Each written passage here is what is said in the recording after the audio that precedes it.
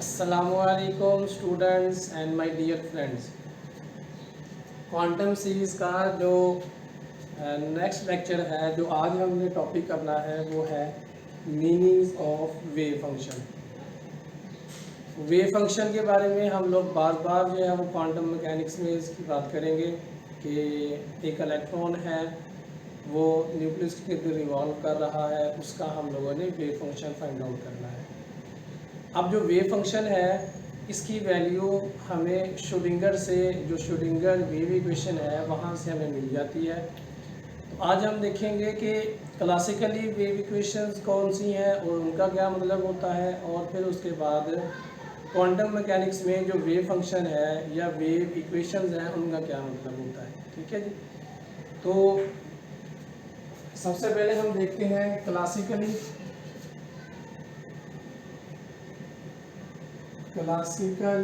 Meanings of wave function. सबसे पहले हम क्लासिकली देखेंगे कि क्लासिकली हमने वेव फंक्शन को कहाँ पे पढ़ा हुआ है, और वेव फंक्शन की जो इक्वेशन हमने निकाली हैं, उस इक्वेशन को हम किस तरह से सॉल्व करते थे, और फिर उसके बाद हमारे पास क्या क्या उनकी जो है वो वैल्यूज़ आती थी। ठीक है। इसी तरह से फिर क्लासिकल के बाद हम लोग सिमिलर वही चीज़ जो है वो क्वांटम मैकेनिक्स के अंदर भी बनाएंगे। तो क्लासिकली हमारे पास जो एक सिस्टम है, जिसको हम नाम देते हैं मास स्प्रिंग सिस्टम, उसको हम सपोज कर लेते हैं कि एक हमारे पास मास स्प्रिंग सिस्टम है M। ठीक है जी। और इसके साथ हमने स्प्रिंग लगाया हुआ है। इस स्प्रिंग का जो कांस्टेंट है, इसको हम नाम देते हैं स्प्रिंग कांस्टेंट। स्प्रिंग कांस्टेंट और ये इज इक्वल टू होता है K के बराबर। और इसके बाद फिर हमने पढ़ा था कि अकॉर्डिंग टू हुक्स लॉ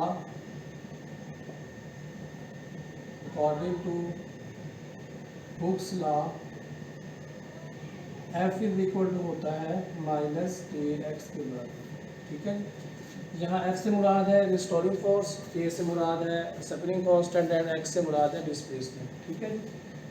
या आप पोजीशन भी इसको कह सकते हैं। इसको नाम दे दें क्वेश्चन नंबर 1 का। और according to Newton second law F is equal to होता है ma के बराबर। या फिर इसे हम लिख सकते हैं F इज इक्वल टू आ गया m into D square x divided by D t square. The second derivative of position is called acceleration. तो हमने जो है वो न्यूटन लॉ को इस फार्मूले की मदद से लिख लिया।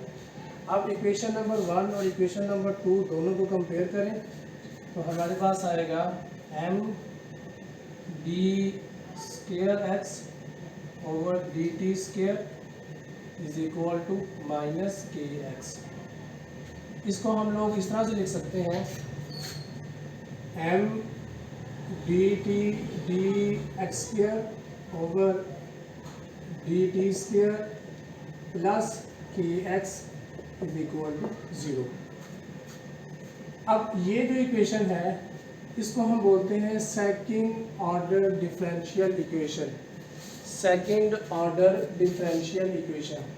तो इसमें हमारे पास अगर हम इसका जो सेकंड डेरिवेटिव है पोजीशन का, वो अगर लें तो हमें मिल जाएगा एक्सेलरेशन। और इसमें जो k है ये स्प्रिंग कांस्टेंट है, और x जो है ये एक पोजीशन है। तो इस इक्वेशन की मदद से जब हम इस इक्वेशन को सॉल्व करते हैं, तो सॉल्व करने के बाद हमारे पास x की वैल्यू आती है, जो कि एक फंक्शन है टाइम का। ठीक है। तो इस अगर हम लोग इस इक्वेशन को सॉल्व करें, तो इस इक्वेशन से हमें सेकंड डिफरेंशियल इक्वेशन को अगर हम सॉल्व करें, तो इसको सॉल्व करने के बाद हमें एक x की वैल्यू मिलती है, जो कि एक फंक्शन है टाइम का। अगर हम लोग इस इक्वेशन से ये पोजीशन की या हम लोग x की वैल्यू जो है वो फाइंड आउट कर सकते हैं, या हम कर लेते हैं, तो इसका मतलब ये है कि फिर हम लोग उसको मास के साथ जब मल्टीप्लाई करवाएंगे, तो मास के साथ मल्टीप्लाई करवाने से हम उस सिस्टम का जो मोमेंटम है वो कैलकुलेट कर सकते हैं। सिमिलरली इसका हम लोग एक दफ़ा डेरिवेटिव लेंगे, विद रिस्पेक्ट टू टाइम, तो वो हमारे पास जो है वो उसकी वेलोसिटी आ जाएगी। इसका 2 दफ़ा डेरिवेटिव लेंगे तो वो हमारे पास उस सिस्टम का एक्सेलरेशन आ जाएगा। मास हमें यहाँ से ऑलरेडी मालूम है, हम मास के साथ एक्सेलरेशन को मल्टीप्लाई करवाएंगे तो हम यहाँ से इस इक्वेशन की मदद से हम लोग उस बॉडी की फोर्स निकाल सकते हैं। अगर हम फोर्स फाइंड आउट कर सकते हैं तो आप उस बॉडी का वर्क, फिर उस बॉडी की आप पावर भी फाइंड आउट कर सकते हैं। इसी तरह से काइनेटिक एनर्जी और पोटेंशियल एनर्जी भी हम लोग इस इक्वेशन की मदद से फाइंड आउट कर सकते हैं, अगर हमें इस इक्वेशन में जो x की वैल्यू है ये हमें पता चल जाए कि x क्या है। ठीक है, तो x को हम डेरिवेटिव लेके उसकी वेलोसिटी, उसका एक्सेलरेशन, फिर उससे फोर्स, वर्क, ये सारी चीज़ें जो है वो हम लोग फाइंड आउट कर सकते हैं। इसका मतलब ये है कि x जो है ये इटसेल्फ एक बहुत सारी इंफॉर्मेशन रखता है सिस्टम के बारे में, और ये x हमें मिलता कहाँ से है? ये x हमें मिलता है इस इक्वेशन को सॉल्व करने से। ठीक है, अब यहाँ पर जो x है इसको हम नाम देते हैं वेव फंक्शन।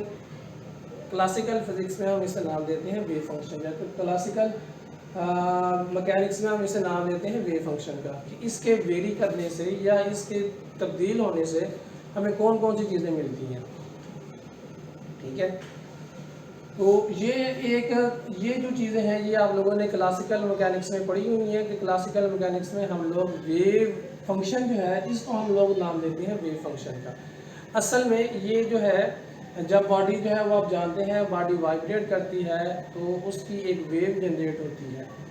उस वेव के अंदर हमारे पास 2 तरह के जो है वो वैल्यूज़ होती हैं। एक को हम नाम देते हैं एम्पलीट्यूड जो होता है, जो मैक्सिमम वैल्यू होती है, और दूसरी जो हमारे पास वैल्यू आती है वो हमारे पास आती है जो इंस्टेंटेनियस वैल्यू होती है। ठीक है, इंस्टेंटेनियस वैल्यू और एम्पलीट्यूड की जो वेरिएशन आती रहती है जब बॉडी जो है वो वाइब्रेट करती है, तो कभी ये जब मैक्सिमम पोजीशन पे जाएगी तो ये जो इंस्टेंटेनियस डिस्प्लेसमेंट है ये इज इक्वल टू हो जाएगा एम्पलीट्यूड के बराबर। तो ये चीज़ें सारी हम लोगों ने क्लासिकल मैकेनिक्स के अंदर देखी हुई हैं। ठीक है, तो क्लासिकल मैकेनिक्स में हम लोग ये जो है हमारे पास x की वैल्यू, अगर हम इसको फाइंड आउट कर लें तो हम क्लासिकल मैकेनिक्स का, अब वो समझ लें कि हमने क्लासिकल मैकेनिक्स का वो पासवर्ड जो है वो जनरेट कर लिया है। अब वो पासवर्ड आप लगा दें, उस पासवर्ड की वजह से हमने हर शय जो है उसकी इंफॉर्मेशन हमें मिल जाएगी। सिमिलरली क्वांटम मैकेनिक्स में क्या होता है? इन क्वांटम मैकेनिक्स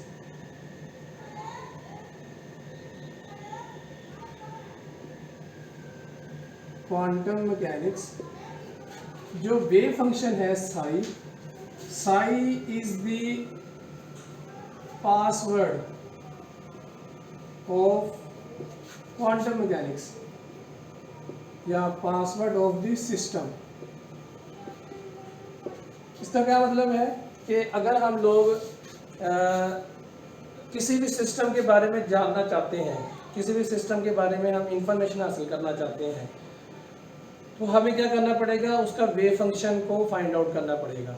अब वेव फंक्शन क्या है? वेव फंक्शन उस सिस्टम का एक पासवर्ड है। जैसे आप एक मोबाइल का पासवर्ड होता है, आप उस पासवर्ड को मोबाइल के अंदर इनपुट करें तो आप उस मोबाइल के अंदर जितनी भी चीज़ें हैं जो मौजूद हैं आप वो सारी की सारी जो है वो जान सकते हैं। इसी तरह से जब हम क्वांटम मैकेनिक्स में कुछ सिस्टम बनाते हैं, जैसे हमारे पास एक इलेक्ट्रॉन है वो रिवॉल्व कर रहा है न्यूक्लियस के गेट, तो आप जानते हैं कि जब वो रिवॉल्व करता है तो उसके रिवॉल्व करने से एक वेव जनरेट होती है। अब हम देखना चाहते हैं कि वो जो इलेक्ट्रॉन है वो किस टाइम में किस पोजीशन पे है, तो उसके लिए हमें जो है वो उस सिस्टम का वेव फंक्शन फाइंड आउट करना पड़ेगा। वेव फंक्शन जो है वो सारी की सारी इंफॉर्मेशन उस सिस्टम की जो सारी की सारी इंफॉर्मेशन जो है वो उस वेव फंक्शन से हमें मिल जाएगी। अब वेव फंक्शन जो है वो हमें कहाँ से मिलेगा? वेव फंक्शन हमें जो है वो श्रोडिंगर वेव इक्वेशन को सॉल्व करने से मिलेगा। ठीक है जी, तो जो वेव फंक्शन है ये एक एसेंशियल एलिमेंट है क्वांटम मैकेनिक्स का। ठीक है जी, और हम लोग श्रोडिंगर की जो वेव इक्वेशंस हैं जिसको हम लोग टाइम डिपेंडेंट और टाइम इंडिपेंडेंट इक्वेशंस बोलते हैं, हम इनको सॉल्व करके ये जो हमारे पास वेव फंक्शन है इसकी हम लोग वैल्यू फाइंड आउट कर सकते हैं। ठीक है जी, अगर हम लोग वेव फंक्शन को रिप्रेजेंट करें फॉर वन डायमेंशनल के लिए, कि अगर हमने सपोज कर लिया कि हमारा जो वेव फंक्शन है वो वन डायमेंशन है, तो उसके लिए हम लिखेंगे for one dimensional wave function can be represented as, for one dimension wave function psi is written as, इसको हम किस तरह से लिखेंगे कि वेव फंक्शन जो है ये हमारे पास दो चीज़ों का फंक्शन होता है, एक होता है इसकी पोजीशन और एक होता है इसका टाइम। ठीक है जी, तो वेव फंक्शन जो है ये दो चीज़ों का फंक्शन होता है, एक को हम नाम देते हैं with respect to position and एक को हम नाम देते हैं विद रिस्पेक्ट टू टाइम। ये है जब हम लोगों ने वेव फंक्शन निकालना है फॉर वन डायमेंशन के लिए। लेकिन अगर जो है वो हमने फॉर स्पेस के लिए निकालना हो, फॉर स्पेस, तो जो साई है ये इज इक्वल टू होगा r into T. Remember that जो r है यहाँ पर ये एक हमारे पास वेक्टर है जो कि एक स्पेस के अंदर पड़ा है जिसके x, y और z कोऑर्डिनेट्स हैं। ठीक है जी, तो जो वेव फंक्शन है इस कंडीशन में हमारे पास ये r वेक्टर के ऊपर और सेकेंडली जो है ये टाइम के ऊपर जो है वो डिपेंड करता है। ठीक है जी, और उसके बाद हम लोगों ने आगे जाकर इंशाल्लाह नेक्स्ट लेक्चर के अंदर हम लोग जो है वो श्रोडिंगर की टाइम डिपेंडेंट वाली इक्वेशन जो है वो भी हम लोग फाइंड आउट करेंगे। तो मैं उसकी एक यहाँ पे हिंट दे देता हूँ कि जो टाइम डिपेंडेंट वाली इक्वेशन है श्रोडिंगर वो होती है i h cut curly psi over curly t is equal to minus h cut square over 2m curly square psi over curly x square plus v x. ठीक है, ये है हमारे पास श्रोडिंगर की एक टाइम डिपेंडेंट वाली इक्वेशन। ये इंशाल्लाह हम नेक्स्ट लेक्चर के अंदर इसको फाइंड आउट करेंगे। इसमें अगर देखिएगा कि हमारे पास ये है उसकी काइनेटिक एनर्जी ये वाली और ये है उसका पोटेंशियल। ठीक है जी, अगर हम लोग इस इक्वेशन को सॉल्व करें, इस इक्वेशन में आप देखिएगा कि एक तो जो है वो हमारे पास हम डेरिवेटिव ले रहे हैं विद रिस्पेक्ट टू टाइम और दूसरा जो है वो हम डेरिवेटिव ले रहे हैं विद रिस्पेक्ट टू पोजीशन। तो इसका मतलब है कि हमारा जो वेव फंक्शन है ये डिपेंड करता है एक टाइम के ऊपर और एक हमारे पास पोजीशन के ऊपर। ये वन डायमेंशनल मोशन है, सॉरी वन डायमेंशनल इक्वेशन है Schrodinger wave equation one dimension के लिए। थ्री डायमेंशन की भी होती है, वो जब हम इंशाल्लाह फाइंड आउट करेंगे कि हम किस तरह से ये वाली इक्वेशन फाइंड आउट करते हैं, तो वहाँ मैं आपको फिर इसकी जो थ्री डायमेंशनल है उसकी इक्वेशन भी बता दूंगा। तो बहरहाल बताने का मकसद ये है कि हम लोग इस इक्वेशन की मदद से हम लोग जो है वो साई को फाइंड आउट कर सकते हैं और जैसे ही हमारे पास साई जो है ये फाइंड आउट हो जाएगा तो हम इंफॉर्मेशन हमारे पास आ जाएगी कि इस साई फंक्शन से हम लोग किसी भी इलेक्ट्रॉन जो है उसकी एक पर्टिकुलर टाइम के अंदर पर्टिकुलर पोजीशन क्या है वो हम बता सकते हैं। ठीक है, और फिर उसके बाद हम लोग जो है वो इस साई की मदद से हम लोग उसकी किसी जगह पे पाए जाने की जो पॉसिबिलिटीज है वो भी हम लोग बता सकते हैं। तो श्रोडिंगर वेव इक्वेशन जो है ये बिल्कुल वही वाला रोल प्ले करती है क्वांटम मैकेनिक्स में जो यहाँ पर हमारे पास न्यूटन की सेकंड लॉ वाली जो इक्वेशन है वो प्ले करती है। तो अगर हम लोग इस इक्वेशन को सॉल्व करते हैं, इस इक्वेशन को सॉल्व करते हुए क्वांटम मैकेनिक्स के अंदर जितने भी सिस्टम हैं उन सिस्टम की हमारे पास कंप्लीट इन्फॉर्मेशन आ जाएगी। तो इसको हम शॉर्ट वर्ड के अंदर ये भी बोल सकते हैं कि क्वांटम मैकेनिक्स में जो साई जो है ये एक पासवर्ड है किसी भी सिस्टम का। अगर हम साई को फाइंड आउट कर लेते हैं तो साई की मदद से हम लोग किसी भी सिस्टम की जो ऑल इंफॉर्मेशन है उसको हम लोग फाइंड आउट कर सकते हैं। क्वांटम मैकेनिक्स में जो पार्टिकल होता है वो लोकलाइज नहीं होता। लोकलाइज से क्या मुराद है? इससे मुराद ये है कि आप लोग क्वांटम मैकेनिक्स में एक जगह पे आपने किसी इलेक्ट्रॉन की जो पोजीशन है वो फाइंड आउट की। अब वो जो पोजीशन आपने फाइंड की है वो एक पर्टिकुलर टाइम के अंदर आप लोगों ने फाइंड की है एट अ गिवन टाइम, जो आपको जिस टाइम पे आपने उसको फाइंड किया है। अगर आप ये कहें कि थोड़े से टाइम के बाद या कुछ अरसे के बाद ये पोजीशन वैसे की वैसे ही मौजूद है तो ऐसा नहीं है, लोकलाइज नहीं होता। मतलब ये है कि हम लोग एक पर्टिकुलर टाइम के अंदर एक ही दफ़ा में एक ही मखसूस जगह की जो है वो हम लोग पोजीशन फाइंड आउट कर सकते हैं। लेकिन जैसे ही टाइम चेंज होगा वैसे ही टाइम चेंज होते ही उस पार्टिकल की जो पोजीशन है वो भी क्या हो जाएगी, चेंज हो जाएगी। तो यहाँ से फिर हम लोग कह सकते हैं कि जो क्वांटम मैकेनिक्स है, इन quantum mechanics particle is not localized,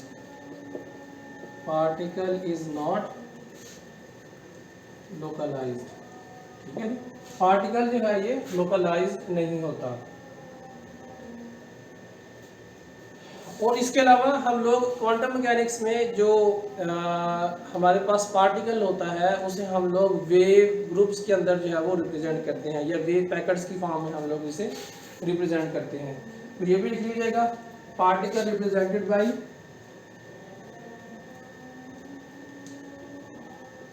in quantum mechanics particle is represented by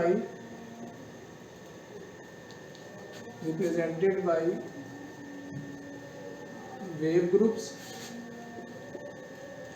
या फिर इसको हम नाम देते हैं वेव पैकेट्स का, ठीक है जी।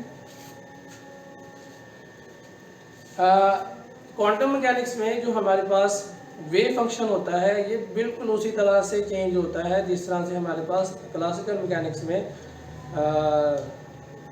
साउंड वेव जो है वो पीरियोडिकली चेंज होती हैं, वाटर वेव जो है वो पीरियोडिकली चेंज होती हैं। इसी तरह से जो इलेक्ट्रोमैग्नेटिज्म की जो वेव है वो भी पीरियोडिकली चेंज होती हैं। तो बिल्कुल इसी तरह से क्वांटम मैकेनिक्स के अंदर भी जो वेव्स हैं, वेव फंक्शन जो है ये भी पीरियोडिकली जो है वो चेंज होता है, ठीक है जी। तो इसको भी लिख लेते हैं, wave function change periodically, just like in quantum classical mechanics, sound wave, water wave and etc, ठीक है जी।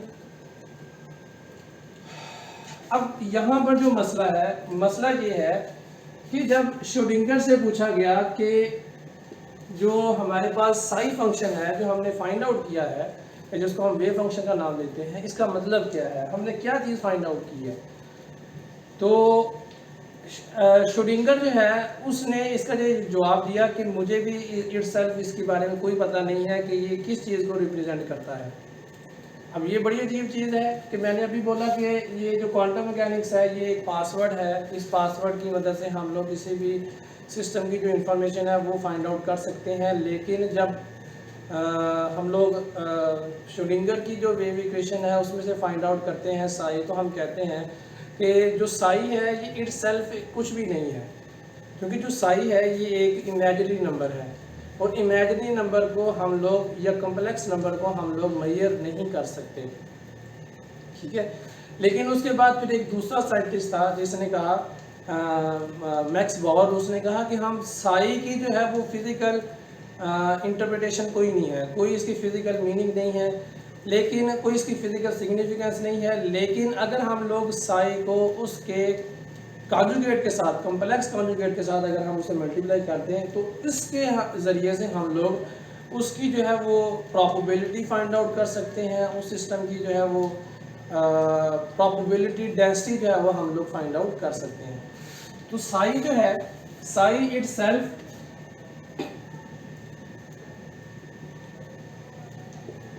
is a complex number या complex function, या इसको आप नंबर कह लें, and has no physical significance।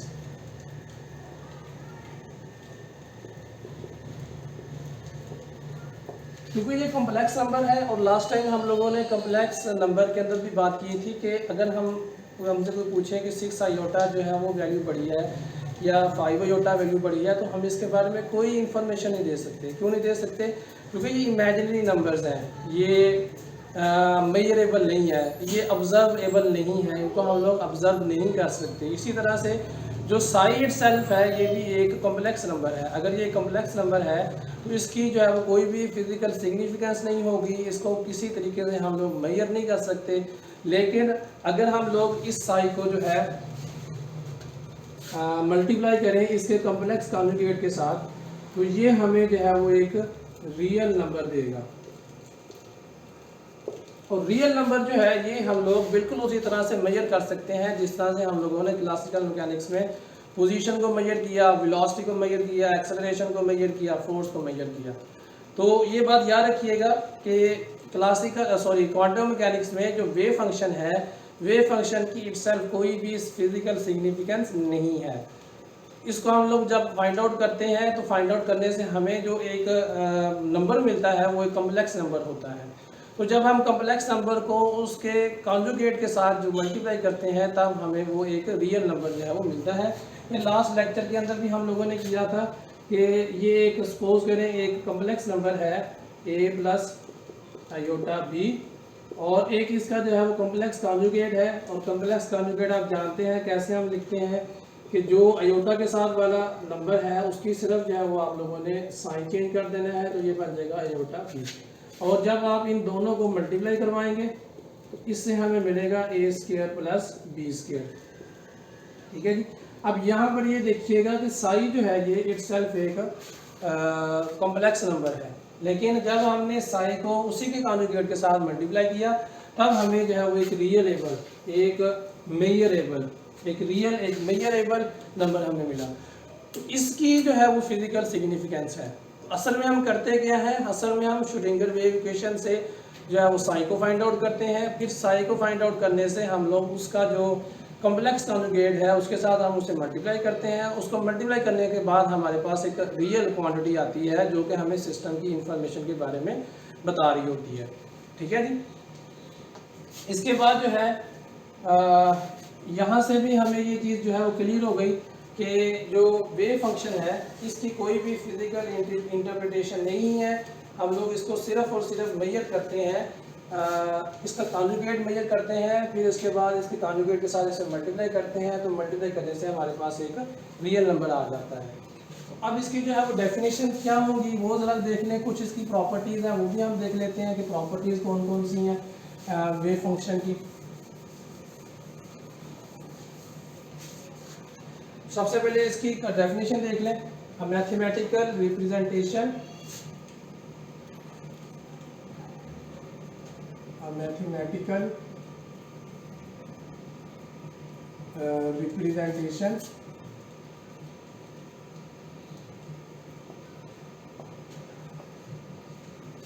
of the state of the quantum mechanical system, quantum mechanical system which satisfy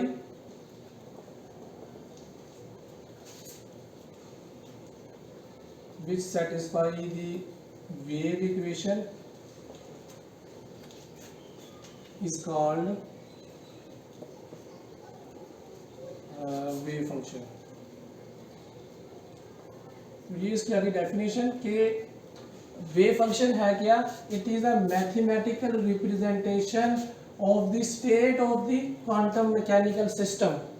कि ये एक हमारे पास मैथमेटिकल रिप्रेजेंटेशन है किसकी, क्वांटम मैकेनिकल सिस्टम की। ठीक है। और ये किस को सेटिस्फाई करती है, ये वही वाली जो इक्वेशन हमने यहाँ पे लिखी थी श्रोडिंगर वेव इक्वेशन, इसको ये सेटिस्फाई करती है। ठीक है जी। It is also called probability, amplitude या फिर state function. It is also called probability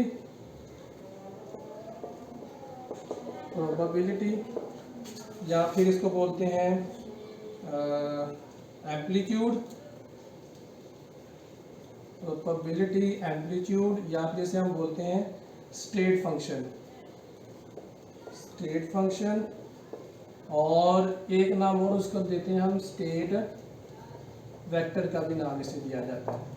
इसके दो तीन नाम हैं, वेव फंक्शन भी बोला जाता है इसे, प्रोबेबिलिटी एम्पलीट्यूड भी बोला जाता है, स्टेट फंक्शन भी बोला जाता है और इसे स्टेट वेक्टर का नाम भी दिया जाता है। इसकी कुछ प्रॉपर्टीज हैं।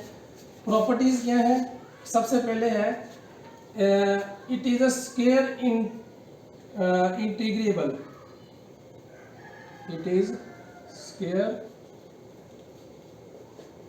इंटीग्रेबल, ठीक है जी। मतलब ये हमें क्या देगा? Finite probability. तो जब हम इसकी जो है वो स्केयर इंटीग्रल इसको करेंगे तो उसके पास जो हमारे पास नंबर आएगा वो एक फाइनाइट प्रोबेबिलिटी होगा, वो कोई इनफाइनाइट नंबर नहीं होगा बल्कि ये एक फाइनाइट नंबर होगा, ठीक है जी। तो उसके बाद फिर ये दूसरा जो है फाइनाइट प्रोबेबिलिटी से मुराद है ये कन्वर्जेंट होगा, डाइवर्जेंट जो है वो ये नहीं होगा। तो उसके पहले मैंने आपको ये बता दिया था, ये भी इसकी प्रॉपर्टी है कि जो वेव फंक्शन होता है ये फंक्शन होता है टाइम का और इसके साथ ये फंक्शन होता है उसका पोजीशन का। अगर आप लोग किसी एक पर्टिकुलर टाइम के ऊपर एक पर्टिकुलर पोजीशन में किसी पॉइंट के ऊपर आप इसकी पोजीशन फाइंड आउट करें तो वो एक सिंगल वैल्यू होगी। ऐसा नहीं है कि आपने एक पोजीशन की वैल्यू फाइंड आउट की है तो उसके बहुत सारे जो है वो जवाब आ जाए। एक पर्टिकुलर टाइम के ऊपर एक पर्टिकुलर पोजीशन के ऊपर जो हमारे पास वैल्यू आएगी वो सिंगल वैल्यू होगी। तो वेव फंक्शन जो है ये एक सिंगल वैल्यू है और इसके बाद ये एक कंटिन्यूस जो है वो वेव फंक्शन है, ठीक है जी। कंटिन्यूस इसका बिहेवियर होता है, ठीक है जी। तो for any variable, for one variable, चाहे वो पोजीशन के हिसाब से हो चाहे वो टाइम के हिसाब से हो, इसकी एक सिंगल वैल्यू आनी चाहिए, ठीक है, ताकि हम लोग फिर ये कहें कि जी इस पर्टिकुलर पॉइंट के ऊपर इसकी एक पर्टिकुलर जो है वो वैल्यू है। ऐसा नहीं है कि आपको एक से ज़्यादा वैल्यूज मिलेंगी, आपको एक पर्टिकुलर वैल्यू ही, एक स्पेसिफिक वैल्यू ही मिलेगी, ठीक है जी। जैसे मैंने अभी आपको बताया कि क्वांटम मैकेनिक्स में वेव फंक्शन से मुराद है कि पासवर्ड ऑफ द सिस्टम, और पासवर्ड अगर आप जानते हैं तो इसका मतलब है कि you know everything about the system, ठीक है जी। तो एक साइंटिस्ट ने कोटेशन लिखी थी, if you know about the wave function you know everything about the system, ठीक है।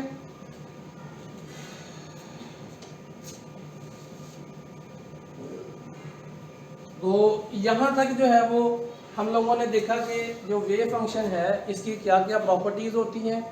वेव फंक्शन जो है वो ये स्केयर इंटीग्रेबल होता है, ये कंटिन्यूस होता है, फिर इसके बाद इसकी वैल्यू जो है वो सिंगल वैल्यू होता है। यहाँ लिख लेते हैं, कंटिन्यूस होता है और ये सिंगल वैल्यूज की होती है, सिंगल वैल्यूज, ठीक है। सिंगल वैल्यू से क्या मुराद है कि एक पर्टिकुलर वेरिएबल के लिए हमारे पास एक सिंगल वैल्यू हम लोग उसको फाइंड आउट कर सकते हैं। इसके बाद जो आगे है ये जो हमारे पास हमने लिखा है psi into psi conjugate is equal to, ये होता है नॉर्म का स्केयर के बराबर। नेक्स्ट लेक्चर के अंदर हम लोग इंशाल्लाह ये इस नॉर्म का जो स्केयर है या साई स्केयर जो है इसकी क्या क्या प्रॉपर्टीज़ हैं वो भी हम देखेंगे। फिर इसको हम सिंगल डायमेंशन के अंदर, एक वन डायमेंशन के अंदर कैसे हम रिप्रेजेंट करते हैं और 3 डायमेंशन के अंदर यानी स्पेस के अंदर हम इसे कैसे रिप्रेजेंट करते हैं, तो ये भी हम इंशाल्लाह नेक्स्ट लेक्चर में हम करेंगे। तो यहाँ तक किसी किस्म का कोई मसला हो तो आप मुझे जो है वो कमेंट बॉक्स के अंदर पूछ सकते हैं। बाकी फिर इंशाल्लाह नेक्स्ट लेक्चर में करेंगे। अल्लाह हाफिज़।